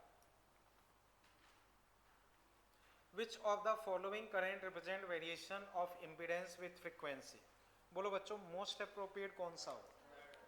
तो बच्चों उतना ठीक तो नहीं है, लेकिन हमें चारों में से एक सबसे ठीक सिलेक्ट करना हो तो कौन सा हो जाएगा? थर्ड। अब 46 in series LCR circuit voltage leads the current, तो वोल्टेज आगे होना चाहिए। वोल्टेज हाँ बोलो, कौन सी वाली? थर्ड बोल रहे हो ना? हाँ, ये रेजोनेंस के लिए नहीं है, ये एक जनरल वेरिएशन है। रेजोनेंस इसका एक स्पेसिफिक केस है। देखो ये है, तो इस पॉइंट पे अपना रेजोनेंस होता है। ये Z का इन जनरल बिहेवियर है, लेकिन जब फ्रीक्वेंसी इसके बराबर हो जाती है तो इस चीज को रेजोनेंस बोलते हैं। ये Z का इन जनरल बिहेवियर, ठीक है ना? समझ गए ना? ओके 46 बोलो बच्चों क्या होना चाहिए? बच्चों वोल्टेज लीड करना चाहिए, वोल्टेज आगे होना चाहिए। वोल्टेज आगे होता है इंडक्टिव सर्किट में, और इंडक्टिव सर्किट कब होता है? जब फ्रीक्वेंसी रेजोनेटिंग से ज्यादा हो। तो आंसर थर्ड। 47 बच्चों बताओ, रेजोनेंस पे इंडक्टर और कैपेसिटर का वोल्टेज बराबर हो जाता है। फिर बच्चों देखो 48 कौन सा सही होना चाहिए बच्चों? बच्चों देखो V1 रजिस्टर वाला है तो वो कोई जरूरी नहीं है जीरो हो। V3 बच्चों उतना साफ साफ तो नहीं दिख रहा है, पर नीचे वाला है। बच्चों नीचे वाले में V3 लिख लो, नीचे वाले में V3 लिख लो, राइट साइड वाले में V2 और लेफ्ट साइड वाले में V1। तो बच्चों फिर देखो सेकंड में दिया है V1 0, कोई ज़रूरी नहीं है। थर्ड में दिया है V3 0, वो भी कोई सही नहीं है। फोर्थ में दिया है V1 इक्वल टू V2, तो वो भी कोई ज़रूरी नहीं है। लेकिन फर्स्ट देखोगे तो L और C के अक्रॉस कनेक्टेड है और रेजोनेंस दे रखा, तो रेजोनेंस पे L और C के अक्रॉस इक्वल अपोजिट होता है, आपस में कट जाएगा, तो हम गारंटी से बोल सकते हैं कि भाई V2 तो 0 होगा। तो आंसर बच्चों क्या हो जाएगा? V2 0, ठीक है ना? 49 बच्चों बताओ आंसर। बच्चों पीक वैल्यू ऑफ करंट लिखनी है, तो V0 बाई R, क्योंकि इंपीडेंस Z ही होता है, रेजोनेंस दे रखा है, तो V0 बाई R यानी कि E0 बाई R बस का, बाकी सबसे कोई मतलब नहीं। 50 बच्चों ट्राई करो, फिर देखते हैं बच्चों, 2 मिनट रुको। 50 बच्चों देखो, देखते हैं 2 मिनट रुको बच्चों। यहां तक चीजें क्लियर है ना?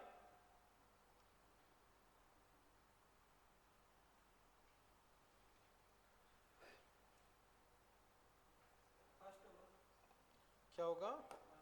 चलो बच्चों सही है, ध्यान से देखो। बच्चों देखो कैपेसिटर का इफेक्टिव रेजिस्टेंस क्या दिया है? 2। इंडक्टर का इफेक्टिव रेजिस्टेंस भी 2। दोनों के इफेक्टिव रेजिस्टेंस बराबर है, मतलब ये रेजोनेंस वाली सिचुएशन है। अब रेजोनेंस वाली सिचुएशन है तो ये दोनों एक दूसरे को काट देंगे, तो इफेक्टिव इंपीडेंस रेजिस्टेंस के बराबर ही होगा। अब बच्चों 110 जो लिखा है वो कौन सा माना जाएगा? आरएमएस, और रेजिस्टेंस 55, तो 110 बाई 55 यानी कि 2, और रीडिंग 2 फर्स्ट। हाँ बोलो।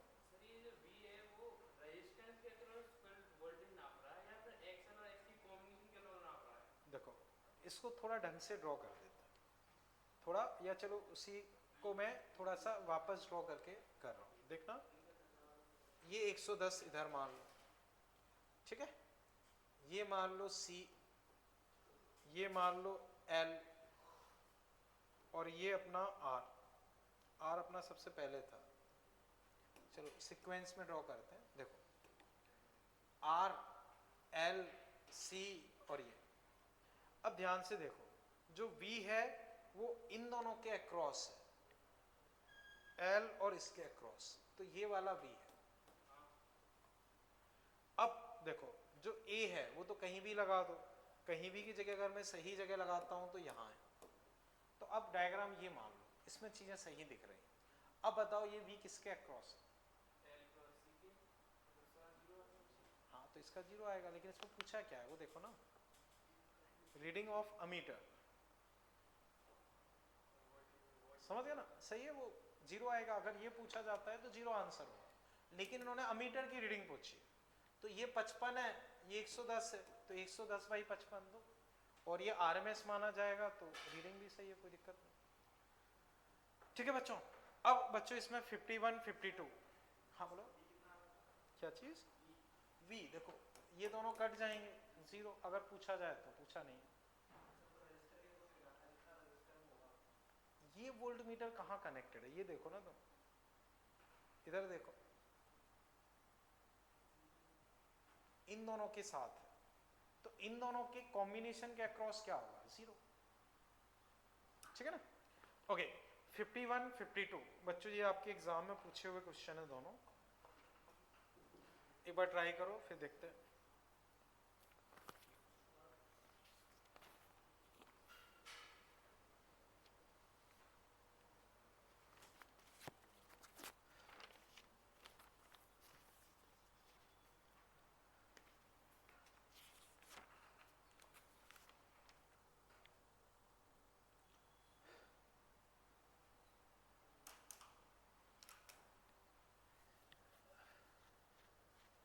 क्यों करण, तुम्हारे पास पुराना मॉड्यूल है ना? बताओ कौन सा है तुम्हारे पास? चलो दो, एक बार मुझे, कोई नहीं मुझे दे दो। और नया वाला शायद तुम्हारे पास है ना, एक बार मुझे देना। ठीक है मैं आपको दे दूंगा, है नाम लिखे ना दोनों पे, ठीक है बस। ओके बच्चों 51, 52, ठीक, इसे बच्चों एक बार मैं डिस्कस कर रहा हूं वो समझो। In series LCR circuit with inductance, ये कैपेसिटेंस, ये रेजिस्टेंस, बच्चों वो W लिखा है वो ओम है, वो W गलत लिखा है वो ओम है, ठीक है।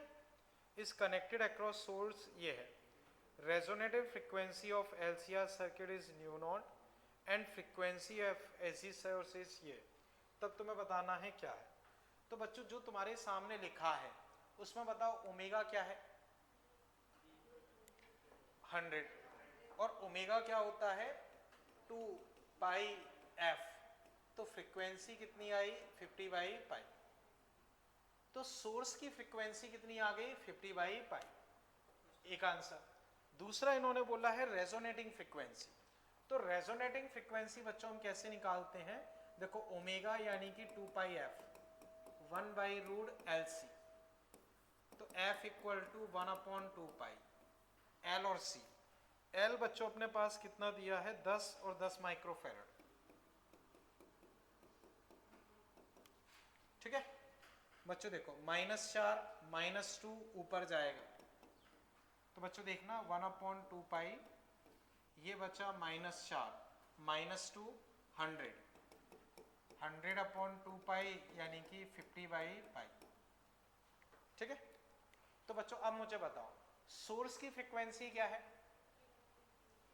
और रेजोनेटिंग फ्रीक्वेंसी, तो दोनों की दोनों बराबर होने चाहिए। अब ऑप्शन देखो, पहले में फ्रीक्वेंसी 100 दी है वो गलत है, जबकि वो फ्रीक्वेंसी 50 बाई पाई होनी चाहिए। सेकंड में दोनों फ्रीक्वेंसी 50 हर्ट्ज, अब वो भी गलत है। थर्ड में देखोगे तो दोनों फ्रीक्वेंसी 50 बाई पाई दी है, तो अपने पास सही आंसर क्या होगा? थर्ड। बोलो you can put out. Sir ये फ्रीक्वेंसी वो फ्रीक्वेंसी अलग अलग है? वापस बोलो जो तुम कह रहे हो। ये तो वो वाली फ्रीक्वेंसी है ना रेजोनेंट वाली? हाँ ये सिंपल है। हाँ, तो इस रेजोनेंस दोनों बराबर ही होनी चाहिए। रेजोनेंस पे दोनों बराबर होनी चाहिए, बट हमें दे थोड़ी रखा है कि ये रेजोनेंस ही, अपन ने जब चेक किया ना तो resonance तब पता चला, तब पता चला तो दोनों बराबर हैं तो हम दोनों बराबर कर देंगे, उसी हिसाब से तो आंसर थर्ड हो जाए। समझ गए ना? बोलो बच्चों इसमें अभी कोई दिक्कत? अब बच्चों 52 एक बार सोचो, फिर मैं डिस्कस करता हूँ। बच्चों जो 52 क्वेश्चन है ये काफ़ी स्टैंडर्ड क्वेश्चन है, बहुत बार आपके एग्जाम में आया है, बाकी एग्जाम में भी आया है। थोड़ा बहुत डेटा बस बदल जाता है, बट इसी पैटर्न का क्वेश्चन काफ़ी ज़्यादा पूछा जाता है। तो एक बार देखते हैं, कर लो। हाँ, आंसर कौन देना चाह रहा है? कार्तिक, तुम बताओ कार्तिक कैसे?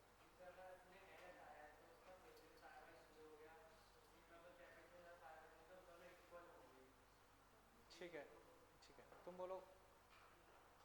ठीक है बच्चों, समझो अब मैं डिस्कस कर रहा हूं, उसे ध्यान से समझो। बच्चों ये वाला क्लियर है ना? अभी ये वाली चीज क्लियर है ना? ठीक है, अब समझो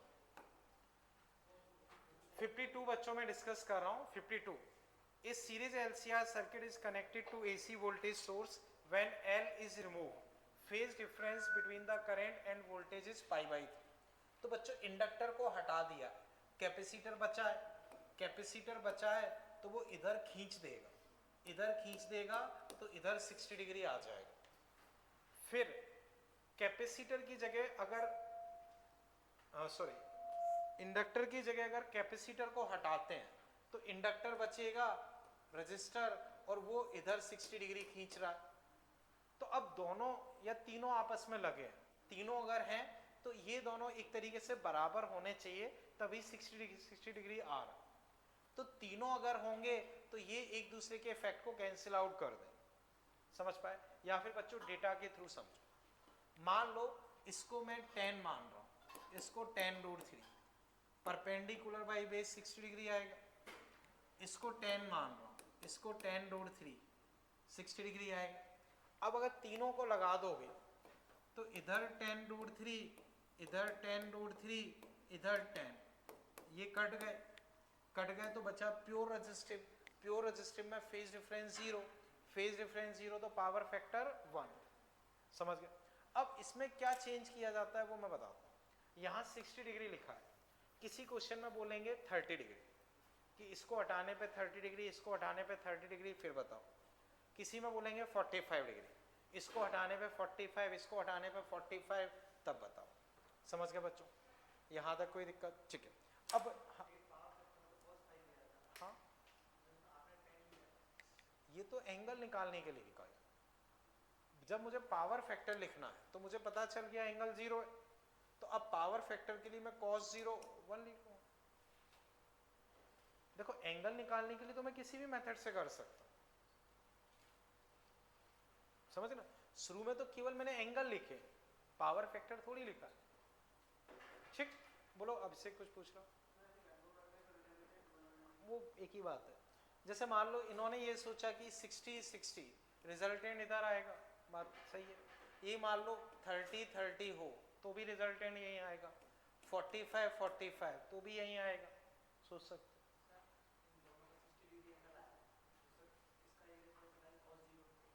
देखो पावर फैक्टर में हम क्या लेते हैं? cos 5। अब तीनों जब आपस में होंगे तो ये एक दूसरे को खत्म कर रहे हैं, तो प्योर रेजिस्टिव सर्किट बन गया। प्योर रेजिस्टिव सर्किट में फाई क्या होता है? 0। देखो 60-60 डिग्री एंगल क्यों आ रहा है? क्योंकि रजिस्टर, इंडक्टर और कैपेसिटेंस बराबर होने चाहिए।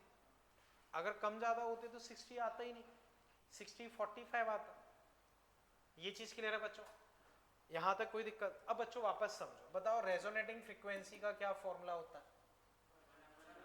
1/√LC। इसका बच्चों फ्रीक्वेंसी 2πf। बताओ इसकी डायमेंशन क्या होती है फ्रीक्वेंसी की? T inverse. तो इसका डायमेंशन में यूज कर लिया जाता है। आपसे बोलेंगे इसकी डायमेंशन बताओ, T-1। √LC की बताओ तो क्या होगी? केवल LC की बताओ तो T²। समझ गए बच्चों? ठीक है, यहां तक कोई दिक्कत? तो बच्चों अब इसमें अगर आप देखोगे तो 53, 54 ये सब इसी पैटर्न के क्वेश्चन है।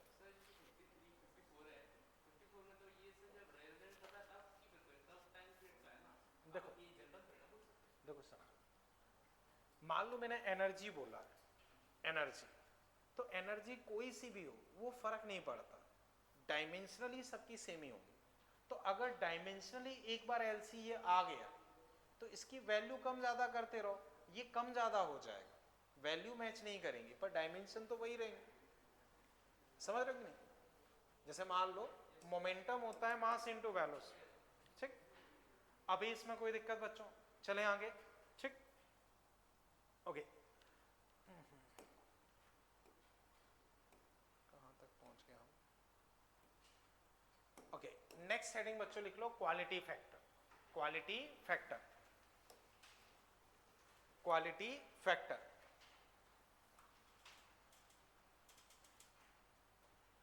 तो क्वालिटी फैक्टर बच्चों क्या होता है? क्वालिटी फैक्टर की बच्चों अगर हम बात करें तो चलो बच्चों पहले मैं इसमें एक बार पॉइंट्स लिखवा देता हूं, फिर बाद में एक्सप्लेन करता हूं, ठीक है बच्चों? एक बार इसमें आप पॉइंट्स बना के लिख लो, फिर मैं डिस्कस करता हूं। It measures sharpness of resonance curve. It is defined as ratio of voltage across inductor or capacitor to voltage across resistor at resonance. It is used to design filter and in tuning circuit. क्या मतलब होता है बच्चों मैं बाद में बताता हूँ, पहले एक बार इतना नोट कर लो।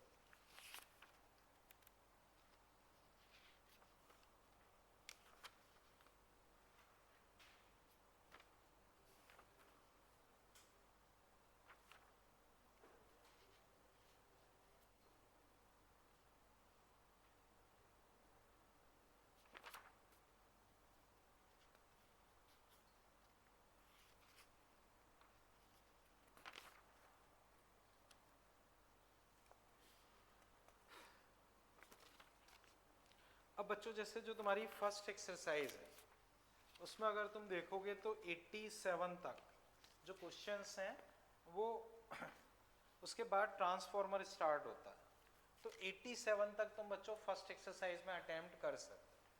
तो बच्चों नेक्स्ट टर्म पे हम एक्सरसाइज 1 87 तक अटेम्प्ट करेंगे। 12th के बैच में मैंने हो सकता है PDF नहीं भेजा, वो मैं आज भेज दूंगा। बाकी अगर पॉसिबल हो पाएगा तो अभी तो खैर नहीं, मैं आपको एक वो सीट और प्रोवाइड करवा दूंगा, ठीक?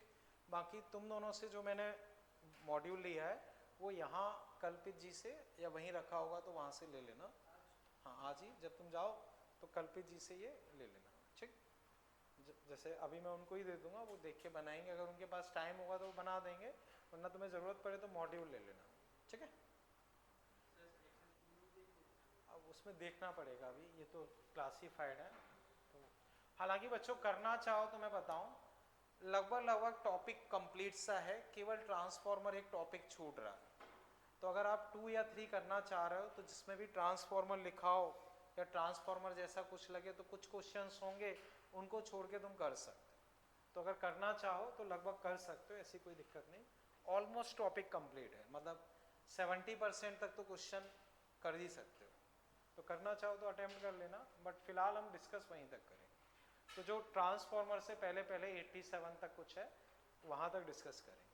साथ ही साथ बच्चों जो मैंने ये सीट तुम्हें प्रोवाइड की है उसमें भी 4-5 क्वेश्चन बच रहे हैं, वो कर लेंगे। टेस्ट में बच्चों पूरा नहीं आएगा क्योंकि AC क्या है, स्टार्टिंग में मुझे नहीं पता था कि कितना क्या हो पाएगा, तो उतना नहीं दिया है। लेकिन मान लो कुछ स्टार्टिंग में एवरेज RMS पावर वहाँ तक होगा। सर्किट क्या पेपर पहले ही बन गया था, उस समय नहीं पता था कि क्लास मर्ज होगी या नहीं होगी, तो उस हिसाब से मैंने कम रखा था। 12th में भी अच्छा तुम्हारा भी वही रहेगा, मतलब पेपर अलग रहेगा, पर तुम्हारा जो तुम्हें बता रखा है सिलेबस वही स्टार्टिंग से लेके अभी। AC में वही पावर फैक्टर तक मान लो, पावर फैक्टर या R सर्किट, मतलब बहुत ज़्यादा नहीं होगा, ठीक है ना बच्चों? यहाँ तक कोई कन्फ्यूज़न? ये नोट कर लिया। अब इसके बाद बच्चों ये और ड्रॉ कर लो। बच्चों जैसे हमने अभी इम्पीडेंस वाला ग्राफ देखा था, इम्पीडेंस वाला, तो करंट का ग्राफ बनाओगे तो जब इम्पीडेंस इनफाइनाइट है तो करंट कितना हो जाएगा? 0। इम्पीडेंस इनफाइनाइट है तो करंट 0। अब वापस इनफाइनाइट फ्रीक्वेंसी पे इनफाइनाइट इम्पीडेंस होगा तो करंट 0। रेजोनेटिंग फ्रीक्वेंसी पे करंट मैक्सिमम होगा। इन फ्रीक्वेंसी पे बच्चों करंट I0/√2 है, तो जिस पे करंट I0/√2 होगा तो पावर I²/R, तो पावर आधी हो जाएगी। तो जिन पे करंट 1/√2 होता है, उन फ्रीक्वेंसी को हम बोलते हैं हाफ पावर फ्रीक्वेंसी। तो बच्चों इस पे और इस पे करंट I0/√2 है, तो इन फ्रीक्वेंसीज को हम बोलते हैं हाफ पावर फ्रीक्वेंसी। बच्चों एक बार लिख लो, फिर मैं एक्सप्लेन करता हूँ, अभी केवल लिख लो।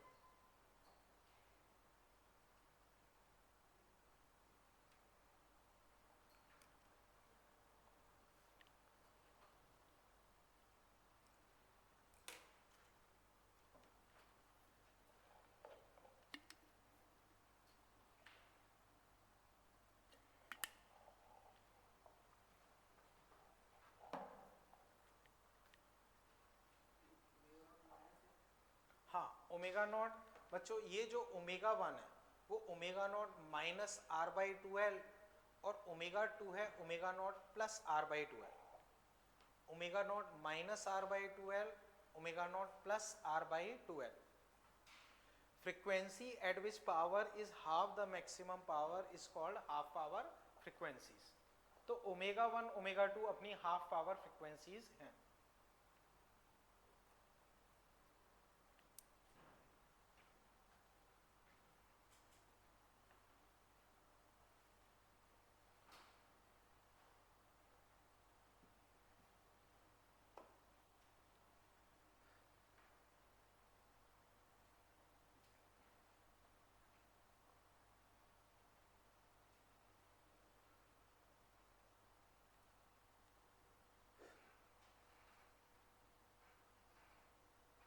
ठीक है,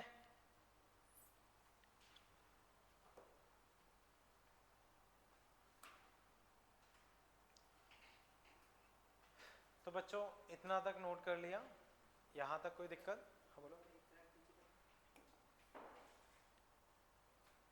कर लो आराम से, कोई दिक्कत नहीं। तो बच्चों क्वालिटी फैक्टर को हम Q से डिनोट कर देते हैं। यहां तक बच्चों कर लिया, इसे हटा दो ना, इतना बच्चों कर लिया, ठीक है ना। तो बच्चों फिलहाल हम इसमें इतना रख रहे हैं। जो क्वालिटी फैक्टर टॉपिक है इसको मैं नेक्स्ट टर्म पे पूरा एक्सप्लेन करूंगा। नोट आप लोगों ने कर लिया ना, ठीक है। तो बच्चों फिलहाल के लिए इसमें इतना ही रख रहा हूँ, बाकी फिर हम लोग देखते हैं, ठीक।